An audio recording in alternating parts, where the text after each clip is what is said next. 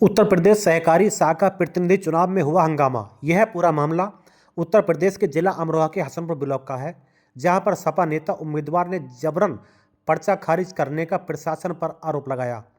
अनुमोदक का voter list में क्रमांक बदलने का प्रशासन पर सपा नेता ने आरोप लगाया।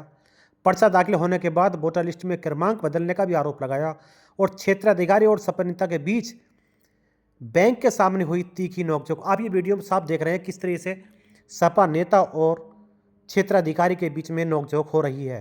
सहकारिता शाखा प्रतिनिधि के चुनाव में उम्मीदवार थे सपा के जिला महासचिव चंद्रपाल सैनी। आप ये वीडियो में देख सकते हैं किस तरह से नोकझोंक हो रही है सपा नेता और सीओ के सामने।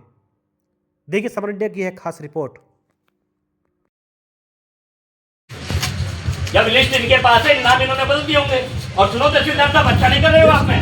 मैं कोर्ट में घसीट दूंगा आपको। बिल्कुल जाइए, मैं कोर्ट में घसीट दूंगा, कोर्ट में आपको। शांति व्यवस्था बनाए रखिए। मैं शांति व्यवस्था की बात नहीं, शांति व्यवस्था है। मैं शांति व्यवस्था तो आप बिगाड़ रहे हो ना। बेईमानी कितने बेईमान चिल्लाने की बात नहीं है। अरे कितने बिके तू सिद्धार्थ, बिके तू,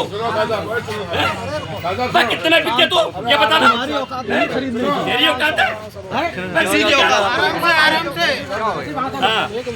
एक तो भाषा का संसदीय भाषा प्रयोग। अरे मैं जो तू तलाश से मत बोल जाना। मैं ये कह रहा हूँ भाई साहब, तू तलाश से मत बोल जाना। तो फिर मैं भी जानता हूँ।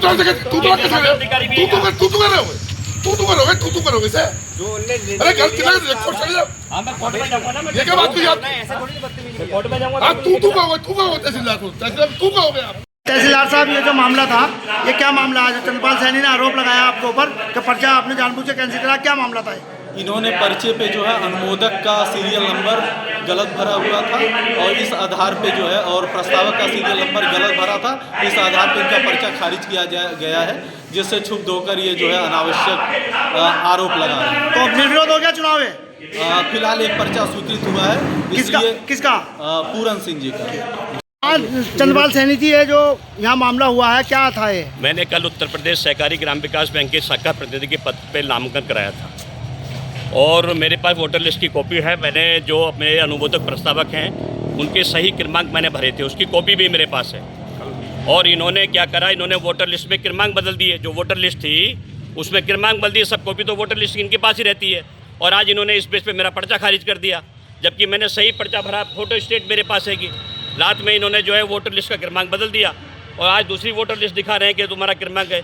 ये सब पूरा ये भारतीय जनता पार्टी की ताकत नहीं है, जो विश्व की इतनी बड़ी पार्टी होने का दावा करती है, उनकी ताकत नहीं है। ये किस तरह का षड्यंत्र कर रहे हैं, किस तरह का ये छोटे चुनाव में।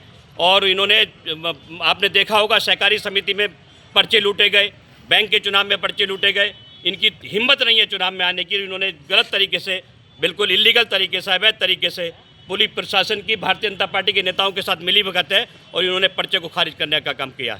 मैं इसके खिलाफ उचित कार्रवाई के लिए मैं कोर्ट की शरण लूँगा। और ये इसमें बैंक का जो स्टाफ है और जो ये तहसीलदार जो यहाँ पर निर्वाचन अधिकारी है, ये बिल्कुल मिली भगत कर रखा है इन्होंने।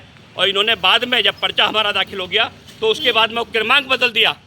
वोटर लिस्ट चूँकि इनके पास रहती है और वोटर लिस्ट का क्रमांक बदल दिया। जो मेरे पास कॉपी है वो बिल्कुल जेन्युइन कॉपी, वो उसकी फ़ोटो स्टेट है और इन्होंने उसका क्रमांक बदल के और मेरे पर्चे को इस आधार पर खारिज कर दिया।